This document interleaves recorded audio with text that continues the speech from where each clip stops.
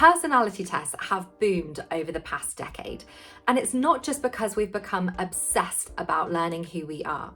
Whether we're an introvert, an ENFP, or a blue, the real problem is that these personality tests are now becoming deeply ingrained into company culture and corporate life. In this video, I'm sharing why businesses and organizations need to stop using personality tests as a quick fix for culture, hiring, and conflict. Hi, I'm Lizzie, a company culture coach who spent the past 7 years building better workplaces. And I've seen firsthand the explosion of these personality tests as the go-to solution for everything from improving team dynamics to hiring decisions. But despite the hype, personality tests are not the magic bullet for your culture challenges. Let's start with a bit of context. The most popular personality test out there is the Myers-Briggs personality test. And this was created back in the 1960s and has had over 50 million people participate in the test. Personality testing itself is now a multi-billion-dollar industry, which is growing at around 15% per year.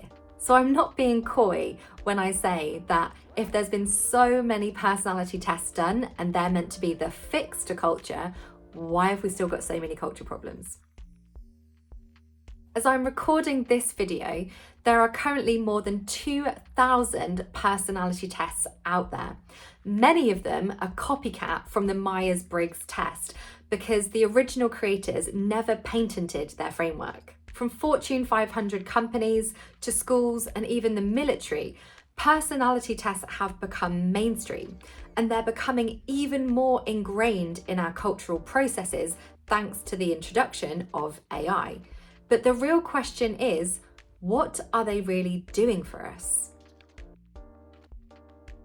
In my experience as a culture coach, what I've witnessed is when a company's culture starts to struggle, they seem to have this immediate reaction of, let's get everyone to do a personality test, as though the issue is just simply personality clashes. But in truth, company culture challenges run much deeper than that. When we label people by their type, we risk creating an environment where some personalities are seen as better than others.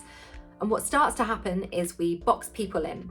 We create biases and preferences, and even managers start to make assumptions about how they should treat people based on this profile.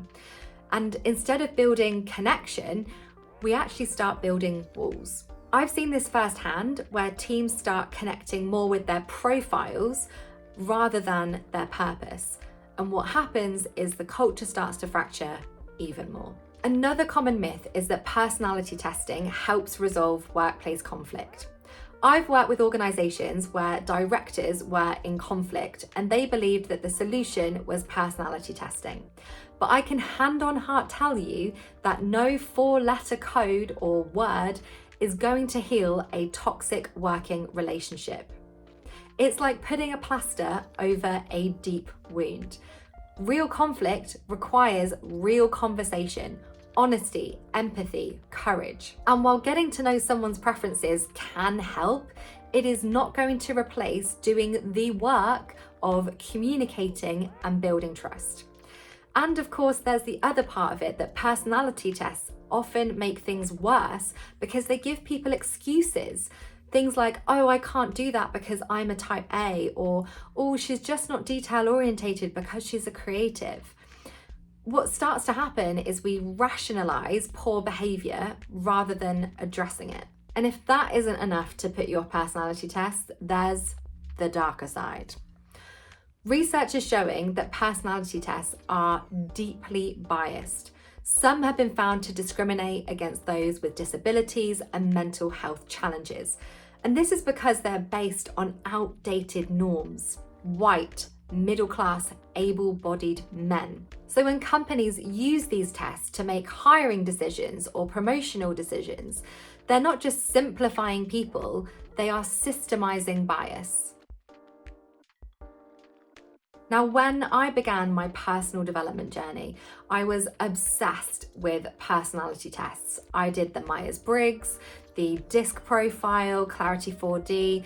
I even did this random beta test one that a university was developing because I really wanted to discover more about myself, and I felt like these personality tests had all the answers. So I can understand where we can start to get obsessive, but no test can capture the full complexity of a human being. We are not a number, we are not a set of letters, we are not a colour. We are forever evolving and adapting and context dependent. So when you're using personality tests as an individual, take them with a big grain of salt and use it as a space for introspection, for reflection and personal insight. But whatever you do, avoid using them in your company cultures because they're not only harmful, but in my opinion, unethical. So keep personality tests as a bit of fun exploration with as much cynicism you probably have with your horoscope, but don't use it for your company culture. We don't create great cultures by categorizing people, we create it by connecting with people. If this video resonated with you, hit like and subscribe, and let me know in the comments below, what is the most random thing you were told about yourself from a personality test? I want to know. And I will see you next week.